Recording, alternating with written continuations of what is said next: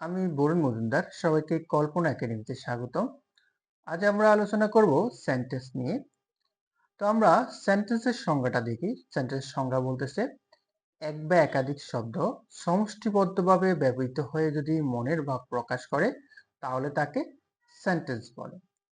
আচ্ছা, তাহলে আমরা এখানে দেখলাম কি বলতেছে, যদি এক বা একাধিক শব্দ সমষ্টিবদ্ধভাবে ব্যবহৃত হয়ে যদি মনের ভাব প্রকাশ করে তাহলে তাকে সেন্টেন্স বলে। তাহলে আমাদের সেন্টেন্স কত প্রকার?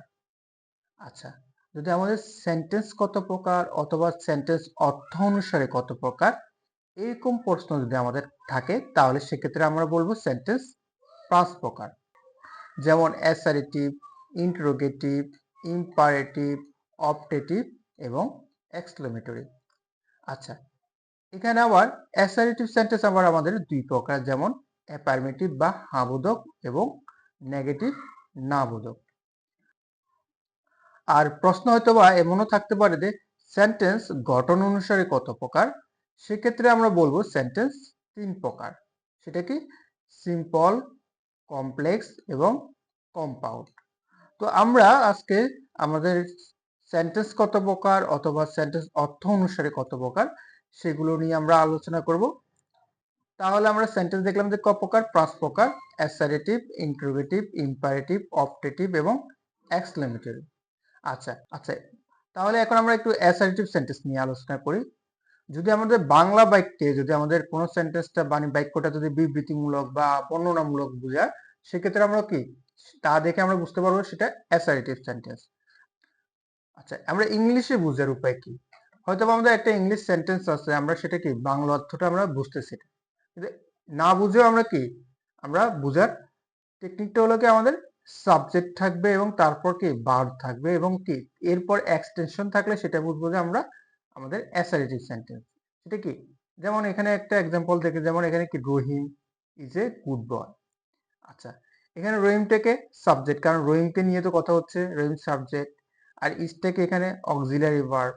তাহলে কি আমাদের সাবজেক্ট আছে এবং ভার্ব আছে, এখানে কি রহিমটা সাবজেক্ট এবং ভার্ব আছে, এরপর এক্সটেনশন এ গুড বয়। তাহলে অ্যাসারেটিভ কি? এটা কি হ্যাঁ বোধক। তাহলে এটা হলো আমাদের অ্যাসারেটিভ বা অ্যাফার্মেটিভ অ্যাসারেটিভ সেন্টেন্স। আর যদি আমাদের সাবজেক্ট থাকে এবং ভার্ব থাকবে, তারপর নট থাকে, মানে কি নট কি না বোধক, মানে নেগেটিভ। আচ্ছা, তারপরে এক্সটেনশন মানে কি একটা সেন্টেন্সের বাকি অংশ থাকে, তাহলে সেটা হবে আমাদের অ্যাসারেটিভ। যেমন এখানে বলতেছে রহিম ইজ, তাহলে রহিমটা কি সাবজেক্ট, ইজটা কি অক্সিলিয়ারি ভার্ব এবং কি নট আছে। আচ্ছা, তাহলে সাবজেক্ট, ভার্ব এবং নট থাকলে সেটা হলো কি আমাদের নেগেটিভ অ্যাসারেটিভ সেন্টেন্স। এবং এরপরে কি আমাদের এই গুড বয়টা কি এক্সটেনশন মানে বাকি অংশ আছে। তাহলে এইভাবেও আমরা কি অ্যাসারেটিভ সেন্টেন্স আইডেন্টিফাই করতে পারবো। তবে আমাদের ব্যতিক্রম আবার বলছে, ব্যতিক্রম বললো যদি আমাদের হেয়ার এবং দেয়ার দিয়ে যদি শুরু হয় এবং তারপর ভার্ব থাকে এবং এরপরে হবে আমাদের সাবজেক্ট।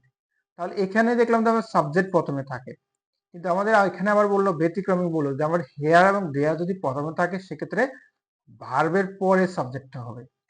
যেমন এক্সাম্পল দেখি, যেমন দেয়ার, তারপর কি ইজটা কি ভার্ব না, তারপর এই স্কুলটা কি আমাদের সাবজেক্ট। তাই in our village, in our ভিলেজটা হচ্ছে আমাদের এক্সটেনশন মানে বাকি অংশ। তাহলে আমাদের সাবজেক্টটা আমাদের কি পরে পাচ্ছি কোথায়? এই স্কুলটা হলো আমাদের সাবজেক্ট। তাহলে এই স্কুল নিয়ে তো কথা হচ্ছে, তাহলে এই স্কুলটা আমাদের সাবজেক্ট, এটা ভার্বের পরে থাকতেছে, এটা একটু ব্যতিক্রম। যেমন হেয়ারের ক্ষেত্রে হেয়ার, তারপর আর, তারপর দা ফোন নাম্বারস, তাহলে আমাদের ভার্বের পরে হলো আমাদের সাবজেক্টটা বসতেছে। শুধুমাত্র হেয়ার এবং দেয়ারের ক্ষেত্রে আমাদের সাবজেক্ট ভার্বের পরে বসে, অন্য ক্ষেত্রে কি সাবজেক্ট আমাদের বাক্যের প্রথমে বসে, সেটা কি অ্যাসারেটিভ সেন্টেন্সের ক্ষেত্রে। এখন আসি আমরা ইন্টারোগেটিভ সেন্টেন্স চিনার উপায় কি। ইন্টারোগেটিভ সেন্টেন্স হলো আমাদের কি প্রশ্নবোধক থাকবে। আর ইংলিশ সেন্টেন্স বোঝার উপায় কি, আমাদের ডাব্লিউএস ওয়ার্ড বা অক্সিলারি ভার্ব দিয়ে শুরু হবে। আচ্ছা, ডাব্লিউএস ওয়ার্ড গুলো কোনগুলো? যেমন যেগুলো সব শব্দগুলো ডাব্লিউ দ্বারা শুরু এবং শেষে কি প্রশ্নবোধক থাকে, যেমন কি হোয়াট, হোয়েন, হোয়ার, এগুলো কি ডাব্লিউ দিয়ে শুরু হচ্ছে। যেমন হু, এর ধরনের আরো অনেকগুলো আছে। এস মানে কি, যেমন হাউ, এগুলো দিয়ে শুরু হলে সেগুলো ডাব্লিউ এস কোশ্চেন। অথবা আমাদের অক্সিলিয়ারি ভার্ব যেমন এম ইজ আর, এগুলো তো অক্সিলিয়ারি ভার্ব, এগুলো দিয়ে শুরু হলে সেটা হলো আমাদের ইন্টারোগেটিভ সেন্টেন্স। এবং আরো সহজভাবে বোঝার সিস্টেম কি, আমাদের বাক্যের শেষে আমাদের কি থাকবে, প্রশ্নবোধক থাকবে। আচ্ছা, যেমন এক্সাম্পল দেখি, যেমন why do you hate me, তাহলে এখানে বাক্যের শেষে প্রশ্নবোধক আছে, তাহলে এটা আমরা সহজে বলতে পারি এটা ইন্টারোগেটিভ সেন্টেন্স। অথবা আমাদের এখানে কি ডাব্লিউএস কোশ্চেন দিয়ে শুরু হয়েছে, তাও বলতে পারি সেটা ইন্টারোগেটিভ সেন্টেন্স। যেমন এখানে ডু ইউ লাইক মি, আমাদের প্রশ্নবোধক চিহ্ন শেষে আছে, সেজন্য এটা ইন্টারোগেটিভ সেন্টেন্স। অথবা এভাবে বলতে পারি আমাদের ডু মানে অক্সিলিয়ারি ভার্ব দিয়ে শুরু হয়েছে, সেজন্য এটা ইন্টারোগেটিভ সেন্টেন্স। এখন আমরা দেখি imperative sentence. Imperative sentence Bangla বাক্য বোঝার উপায় কি, আমাদের আদেশ, উপদেশ, অনুরোধ, নিষেধ, প্রস্তাব বোঝালেই আমাদের সেটা বলবো ইম্পারেটিভ সেন্টেন্স। আর ইংলিশ সেন্টেন্স দেখে আমরা বুঝতে পারি, যেমন ইংলিশ সেন্টেন্স যদি আমাদের ভার্ব দিয়ে শুরু হয়, অথবা লেট দিয়ে শুরু হয়, অথবা কাইন্ডলি, প্লিজ দিয়ে শুরু হয়, এবং শেষে এক্সটেনশন মানে আরো কিছু থাকে, সেটা হলো আমাদের ইম্পারেটিভ সেন্টেন্স। যেমন এখানে ওপেন দ্য ডোর, এখানে কি ওপেন একটা কি, দরজাটি খুলো, মানে ওপেন মানে কি খোলাটা বলতেছে না, তাহলে খোলা মানে কি একটা কি কাজ, ক্রিয়া বোঝাচ্ছে। আচ্ছা, এখন এই ক্রিয়া দিয়ে শুরু মানে ভার্ব দিয়ে শুরু হওয়াতে সেটা হবে আমাদের ভার্ব দিয়ে শুরু হলে আমাদের বললেও যে সেটা ইম্পারেটিভ সেন্টেন্স, এটা ইম্পারেটিভ সেন্টেন্স।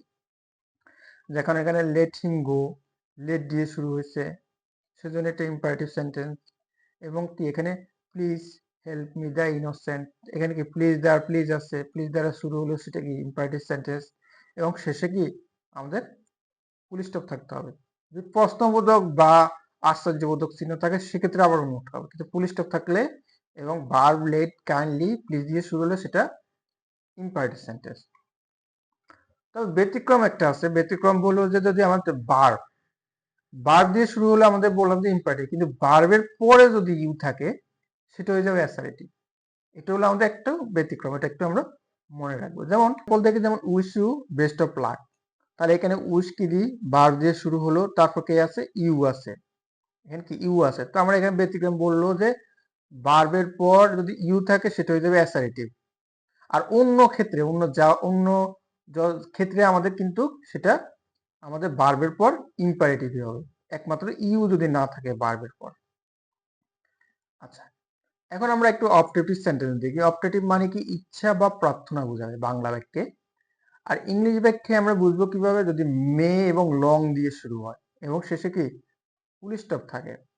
আচ্ছা, যেমন মে আল্লাহ ব্লেস ইউ, এখানে কি মে দিয়ে শুরু হলো এবং কি লাস্টে কি ফুল স্টপ আছে, সেভাবে আমরা বুঝবো এটা অপটেটিভ সেন্টেন্স। যেমন এখানে কি লং লিভ দ্য কিং, আচ্ছা এখানে কি তাহলে তাহলে এখানে কি দিয়ে শুরু হচ্ছে, লং দিয়ে শুরু হচ্ছে, সেজন্য এটা আমাদের কি অপটেটিভ সেন্টেন্স। আচ্ছা, এখন আমরা একটু এক্সক্লেমেটরি সেন্টেন্স দিই। কি এক্সক্লেমেটরি সেন্টেন্সে আমাদের কি আবেগ, অনুভূতি বা বিস্ময় বোঝাবে বাংলা বাক্যে। আর ইংলিশে আমাদের কি, যদি ইংলিশে বোঝার সহজ টেকনিক কি, আমাদের যদি এই আশ্চর্যবোধক বা বিস্ময়সূচক চিহ্ন দিয়ে যদি থাকে তাহলে আমরা বুঝবো সেটা এক্সক্লেমেটরি সেন্টেন্স। সেটা হয়তো বা আমাদের সেন্টেন্সের মাঝেও থাকতে পারে এবং শেষে কি আমাদের ফুল স্টপও থাকতে পারে, অথবা আমাদের পুরো সেন্টেন্সের শেষেও কি আমাদের যদি এই আশ্চর্যবোধক বা বিস্ময়সূচক চিহ্ন থাকে তাহলে এটা আমরা এক্সক্লেমেটরি ধরতে পারবো। যেমন hurray, we have won the game, এখন এখানে কে আছে, আশ্চর্য বা বিস্ময়সূচক চিহ্ন আছে, সেটার জন্য এটাই এক্সক্লেমেটরি। যেমন if I were a king, এখানেও কে আমাদের আশ্চর্য বা বিস্ময়সূচক চিহ্ন আছে, সেজন্য এটা এক্সক্লেমেটরি সেন্টেন্স। তাহলে আমরা আজকে সেন্টেন্স নিয়ে আলোচনা করলাম, কি অর্থ অনুসারে 5 প্রকার নিয়ে আলোচনা করলাম। আমাদের নেক্সট ক্লাসে আমরা আমাদের গঠন অনুযায়ী যে 3 প্রকার সিম্পল, কমপ্লেক্স এবং কম্পাউন্ড এই সেন্টেন্স নিয়ে আলোচনা করব। তো আমাদের ভিডিওটি পেতে আপনারা অবশ্যই আমাদের চ্যানেলটি সাবস্ক্রাইব করবেন, কারণ সাবস্ক্রাইব করলে আমাদের ভিডিওগুলো খুব সহজে পাবেন। আর আপনারা যদি সেন্টেন্সের উপর এক্সাম দিতে চান তাহলে আমাদের ডেসক্রিপশন বক্স বা কমেন্ট বক্সে লিংক দেওয়া থাকবে, তো আপনারা ওইখান থেকেও পরীক্ষা দিতে পারবেন। আর সবাই ভালো থাকবেন, সবাইকে ধন্যবাদ।